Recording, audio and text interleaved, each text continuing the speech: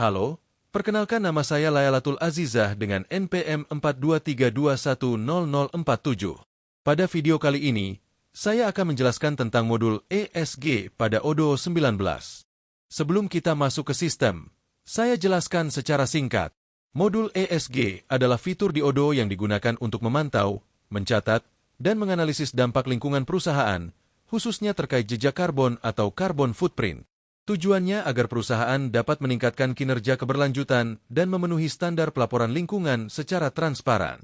Setelah modul ESG diinstal, kita akan melihat tampilan dashboard utama yang terdiri dari 3 menu utama, yaitu Collect, Measure, dan Configuration. Bagian pertama adalah menu Collect. Di dalamnya terdapat 2 submenu utama, yaitu Emitted Emission dan Offset Emission. Emitted Emission digunakan untuk mencatat aktivitas yang menghasilkan emisi, misalnya konsumsi bahan bakar atau penggunaan listrik. Sementara itu, offset emission digunakan untuk mencatat aktivitas yang mengurangi atau mengompensasi emisi, seperti pembelian kredit karbon atau program penanaman pohon. Selanjutnya adalah menu Measure. Menu ini berfungsi untuk menampilkan analisis dan laporan emisi dalam bentuk visual. Carbon Analysis menampilkan data dalam bentuk grafik, seperti bar chart, line chart, dan pie chart, sedangkan carbon footprint menunjukkan total jejak karbon perusahaan dalam periode tertentu berdasarkan seluruh data emisi dan offset yang telah dicatat.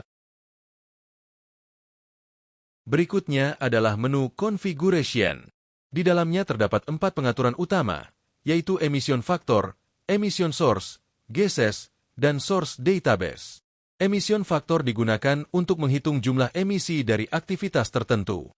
Contohnya, 1 liter solar menghasilkan 2,68 kg karbon dioksida ekuivalen. Faktor ini masuk ke skop 1, yaitu emisi langsung dari aktivitas seperti transportasi.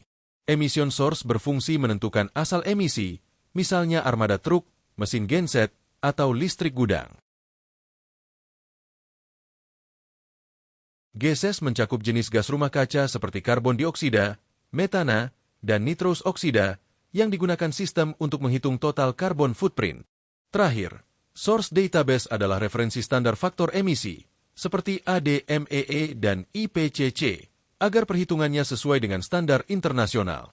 Itu tadi adalah data master konfigurasi yang penting dan perlu disiapkan oleh Anda sebelum memulai pencatatan emisi, yaitu ada Emission Factor, Emission Source, Gases, dan Source Database.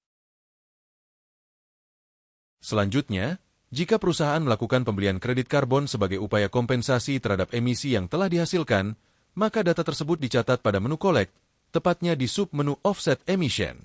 Pada bagian ini, kita bisa menambahkan aktivitas pembelian atau penggunaan kredit karbon, misalnya program rebusasi, investasi energi terbarukan, atau proyek penyerapan karbon lainnya.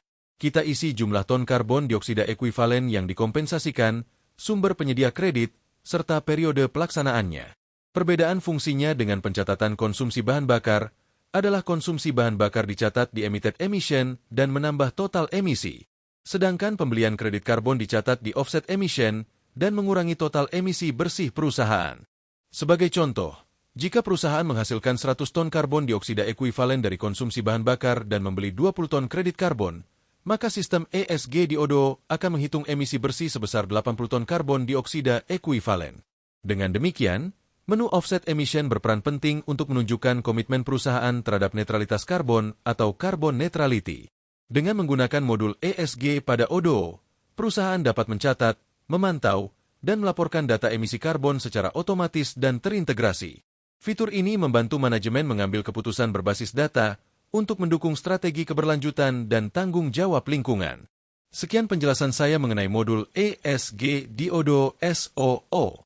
Terima kasih telah menonton. Semoga penjelasan ini bermanfaat.